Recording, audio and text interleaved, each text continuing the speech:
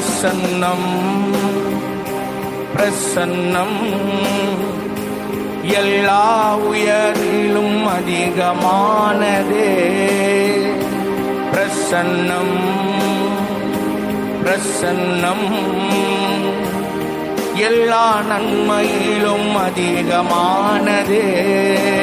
பாடுவோம். பிரசன்னம் பிரசன்னம்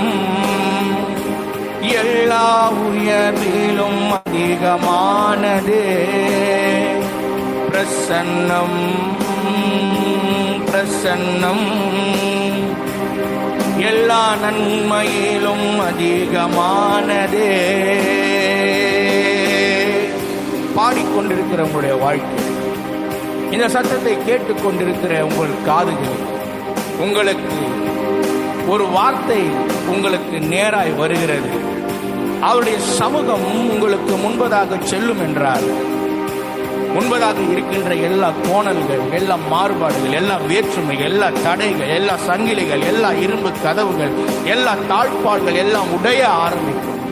அவருடைய சமூகம் எங்கு முன் செல்லுகிறதோ, அவருடைய சமூகம் முன் செல்லுகின்ற எல்லா இடங்களிலும் வாசல்கள் திறக்கப்படுவது உண்மை, வழிகள் திறக்கப்படுவது உண்மை, காரியங்கள் வாய்க்கப்படுவது என்பது உண்மை. ஏனென்றால் அவருடைய சமூகம் முன்பதாக சென்று எல்லா கோணலானவைகளையும் செவ்வையாக்கும். அன்பான தேவனுடைய பிள்ளையே, மனிதனே, என் அண்மை அருமை சகோதரா சகோதரி, நீ உன்னுடைய வாழ்க்கையில் அவருடைய சமூகம் முன்பதாக செல்ல வேண்டும் என்று நீ வாஞ்சிக்கிறாயா? அவருடைய பிரசன்னம் உன்னையும் உன் வீட்டையும் உன் குடும்பத்தில் இருக்கிற ஒவ்வொரு நபர்களையும் நிரப்ப வேண்டும் என்று நீ வாஞ்சிக்கிறாயா? நீ கையிட்டு செய்கிற எல்லா வேலைகளிலும், நீ எடுக்கின்ற ஒவ்வொரு பிரயாசத்திலும் அவருடைய பிரசன்னம் பரிபூர்ணமாய் நிரப்ப நீ வாஞ்சிக்கிறாயா? அவர் உன் கைகளின் கிரியைகளை ஆசீர்வதிக்க ஆரம்பித்து விட்டார் என்றால், நீ கையிட்டு செய்கிற எல்லா காரியங்களிலும் செழுமையும் பெருக்கமும் உண்டாகும். உன் கை தேவனுடைய பிரசன்னத்தால் நிறைந்து ஒரு காரியத்தை நீ செய்வாய் என்றால், அதில் நீ பெருக்கத்தையும் ஆசீர்வாதத்தையும் வலை கிழியத்தக்கதாக, படகு நிரம்பத்தக்கதாக ஆசீர்வாதங்களை நீ பெறுவாய் என்பது அதிக நிச்சயம். உன் வீடு தேவனுடைய பிரசன்னத்தினால் நிரம்பி இருக்கும் என்றால், எந்த அந்நிய வல்லமைகளுக்கோ அந்நிய அக்கினிக்கோ அங்கு இடமில்லை. தேவனாகிய கர்த்தருடைய மகிமை மாத்திரமே உன் இல்லத்தை ஆட்கொள்ளும் என்றால், அந்த இடம் பரலோகம் போல காட்சியளிக்கும். அந்த பிரசன்னத்தை உணர்வதற்கு ஒரு மெய்யான நிம்மதி, ஒரு மெய்யான சமாதானம், ஒரு மெய்யான சந்தோஷம் உலகம் தரக்கூடாத அந்த நித்திய மகிமை நீங்கள் உணர ஆரம்பிப்பீர்கள். மகிமை என்றால் என்ன? பிரசன்னம் என்றால் என்ன? அவருடைய சமூகம் என்றால் என்ன? அது எப்படி இருக்கும்? அது ஒருவனுடைய வாழ்க்கையில் செயல்படும் என்றால், அதை எப்படி அவர்கள் அனுபவிப்பார்கள் என்பது அதை அனுபவித்தவர்களுக்கே நன்றாக தெரியும். உங்களுடைய வாழ்க்கையில் நீங்கள் இதுவரை ஆண்டவருடைய பிரசன்னத்தை நான் உணர்ந்ததே இல்லை, அவருடைய சமூகம் எனக்கு முன்பதாக சென்று காரியங்களை வாய்க்க செய்ததை நான் உணர்ந்ததே இல்லை, அதை அனுபவித்ததே இல்லை, அது என் அனுபவத்திலே இல்லை என்று நீங்கள் நினைத்துக் கொண்டிருப்பீர்கள் என்றால், என் சத்தத்தின் மூலமாய் ஒரு அன்பான வார்த்தையை நான் உங்களுக்கு சொல்லுகிறேன். அவரை நோக்கி கூப்பிட ஆரம்பிங்க. என் தேவனாகிய கர்த்தாவே, என் வாழ்வின் ஒவ்வொரு காரியங்களிலும், நான் எடுக்கின்ற ஒவ்வொரு பிரயாசத்திலும், நான் போகும்போதும் நான் வரும்பொழுதும் எனக்கு முன்பதாக உம்முடைய பிரசன்னம் கடந்து செல்ல நான் ஜெபிக்கிறேன், வேண்டுகிறேன். நீர் என் வாழ்க்கையிலே முன்னே செல்லும். அவர் உங்கள் வாழ்க்கையிலே முன்னே செல்வார் என்றால், நிச்சயம் உங்கள் வழிகள் எல்லாம் தேவ பிரசன்னத்தினால் நிரம்பும். அவர் உங்கள் குடும்பத்திலே அவருடைய பிரசன்னத்துக்கு இடம் கொடுப்பீர்கள் என்றால், நிச்சயம் உங்கள் குடும்பத்திலே தேவனுடைய பிரசன்னம் அளவில்லாமல் நிரம்பி இருக்கும். உங்களுடைய ஊழியங்களிலே அவருக்கு நீங்கள் முக்கியத்துவத்தை கொடுப்பீர்கள் என்றால், உங்கள் ஊழிய காரியங்களிலே தேவனுடைய பிரசன்னம் அளவில்லாமல் நிரம்பும். அங்கு எந்த அந்நிய வல்லமைகளுக்கோ இடம் கிடையாது. எந்த அந்நிய ஆவியோ அசுத்த கிரியைகளோ எந்த காரியங்களோ இருளான ஆதிக்கங்களோ அங்கு இடம் இல்லை. என் தேவனாகிய கர்த்தருடைய பிரசன்னம் வரும்போது பர்வதங்கள் மெழுகு போல உருக ஆரம்பிக்கும். என் சத்தத்தை கேட்டுக்கொண்டிருக்கிற அன்பான தேவனுடைய பிள்ளைய, உன் வாழ்க்கையில் மலை போன்ற காரியங்கள், ஒரு பெரிய பிரச்சனைகள் மலை போல பெரிய தடையா இருக்கும் என்றால் அவருடைய பிரசனைக்கு நீ பேசு. ஆண்டவரே, என்னுடைய வாழ்க்கையில் உங்களுடைய பிரசனம் அளவில்லாமல் நிரப்ப வேண்டும், நிரம்பி வழிய வேண்டும். என் தலைமையிலே, என் உடலுக்குள்ளே, என் வீட்டிற்குள்ளே, என் வேலைக்குள்ளே, நான் போகும்போது, நான் வரும்போது, நான் கையிட்டு செய்கிற ஒவ்வொரு காரியங்களையும் உங்கள் சமூகம் முன்பதாக செல்ல வேண்டும் என்று நீங்கள் ஜெபிப்பீர்கள் என்றால், அவரை கேட்பீர்கள் என்றால், உங்கள் வாழ்க்கையில் அந்த பிரசன்னமாகப்பட்டது பரிபூர்ணமாய் நிரப்பும். எல்லா மலைகள் உங்களுக்கு மலை போன்ற பிரச்சனைகள் பனி போல உருகி உங்களுக்கு காரியங்கள் வாய்க்க அது கிருபை செய்யும், கிரியை செய்யும். அதை வாஞ்சிப்பீர்களா? அதை வாஞ்சிப்பீர்களா?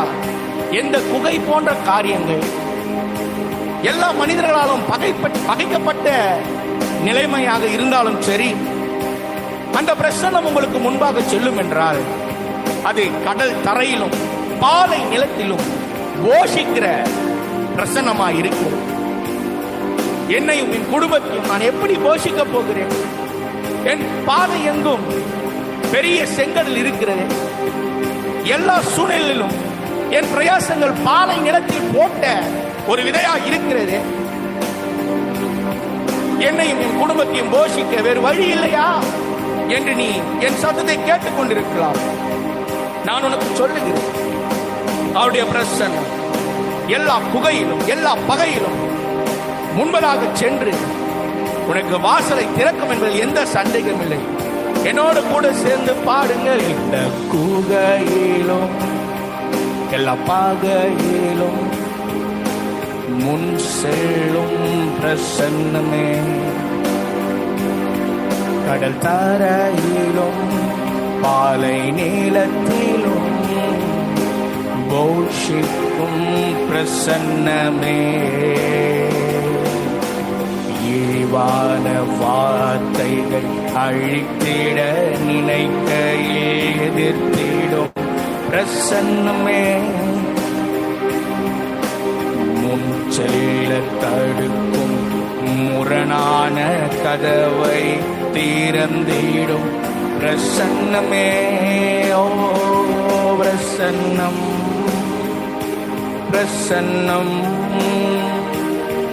எல்லா உயர்விலும் அதிகமானது. பிரசன்னம், பிரசன்னம் எல்லா நன்மையிலும் அதிகமானது.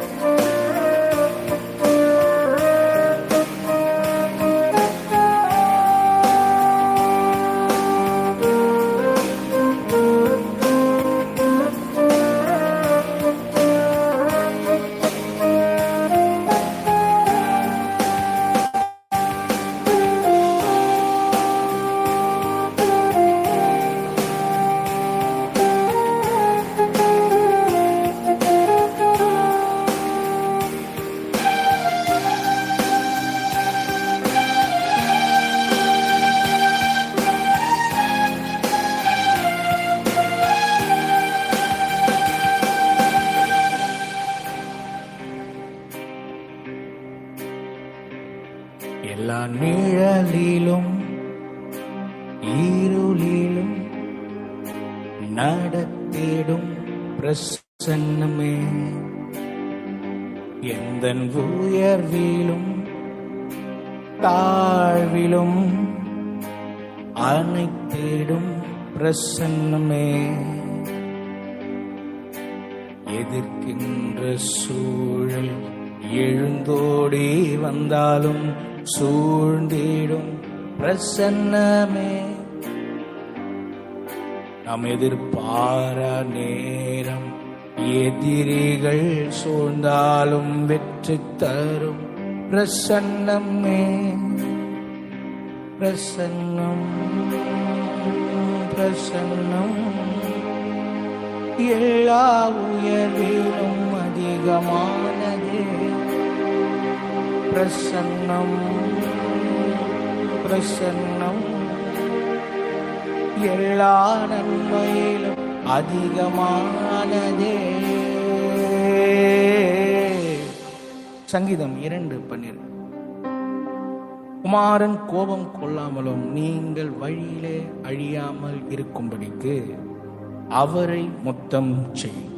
கொஞ்ச காலத்திலே அவருடைய கோபம் பற்றி எரியும். அவரை அண்டிக் கொள்கின்ற ஜனம் பாவம். உங்கள் வாழ்க்கையில் நீங்கள் யாரை அண்டிக் கொண்டிருக்கிறீர்கள்? உங்கள் உறவினர்களையா, உங்கள் சொந்தத்தையா, அல்லது உங்கள் பணத்தையா, படிப்பையா, அந்தஸ்தையா, அதிகாரத்தை? அவையெல்லாம் ஒரு நாள் மாறிப்போம். இன்றைக்கு உங்களிடம் இருப்பது நாளைக்கு வேறொரு நிலையானது ஒன்றே, அந்த ஆண்டவருடைய தெய்வீக பிரசன்னம். அந்த பிரசன்னம் யாரோடு இருக்கிறதோ அவன் செய்கிற காரியங்கள் எல்லாம் வாய்க்கும். அந்த பிரசன்னம் காசு பணம் கொடுத்து வாங்க முடியாத ஒரு உன்னத அனுபவம். அவர் யார் மேல் பிரியமாய் இருக்கிறாரோ, அவர் யாரை மிகவும் அதிகமாய் நேசிக்கிறாரோ, அவர்கள் பாடும் பொழுது, அவர்கள் பேசும் பொழுது, அவர்கள் இருக்கும் இடத்திலே, அவர்கள் மேலேயே அவருடைய பிரசன்னத்தின் சாயம் உங்களால் உணர முடியும். தேவனோடு உறவு கொள்ள, தேவனோடு ஐக்கியப்பட, அவரோடு பேச, அவரை நோக்கி பார்த்த முகங்கள் பிரகாரம் ஒரு முகங்களும் வெட்கப்பட்டு போனதே இல்லை. யார் யாரெல்லாம் அவருடைய சமூகத்தில் முழங்கால் படியிட்டு, ஆண்டவரே நான் பார்க்க வேண்டும், உம்முடைய வார்த்தையை நான் கேட்க வேண்டும், உம்மோடு நேரத்தை நான் செலவிட வேண்டும் என்று யார் யாரெல்லாம் அவருடைய சமூகத்தில் காத்திருக்கிறார்களோ, அவருடைய முகத்திலும், அவருடைய சரீரத்திலும், அவருடைய வீடுகளிலும் அவருடைய பிரசன்னமே அடையாளம். அவருடைய பிரசன்னமே நமக்கு ஒரு முகவரியாக இருக்க வேண்டும். ஒரு தேவ பிள்ளைக்கு, ஒரு தேவ ஊழியனுக்கு அடையாளமே ஆண்டவருடைய பிரசன்னம் தான். அந்த மனிதன் காலை வச்சா வீட்டில் இந்த தேவ பிரசன்னம் நிரம்பும்னு சொல்லும். அந்த மனுஷன் பேசினா தேவ பிரசன்னம் நிரம்பும். அந்த மனுஷன் பாடுனா தேவ பிரசன்னம் நிரம்பும். அந்த மனுஷன் தேவனுடைய வார்த்தையை பிரசங்கிச்சா தேவ பிரசன்னம் நிரம்பும். ஹல்லேலூயா, ஹல்லேலூயா, ஹல்லேலூயா. இன்னும் உம்மை நான் அறியணுமே, இன்னும் உம்மை நான் அறியணுமே, இன்னும் கிட்டி சேரணுமே, இன்னும் கிட்டி நான் சேரணுமே, இன்னும் உம்மை நான் அறியணுமே, உம்மை இன்னும் கிட்டி நான் சேரணுமே. பிரசன்னம், உங்க பிரசன்னம், தேவ பிரசன்னம், பிரசன்னம், பிரசன்னம்,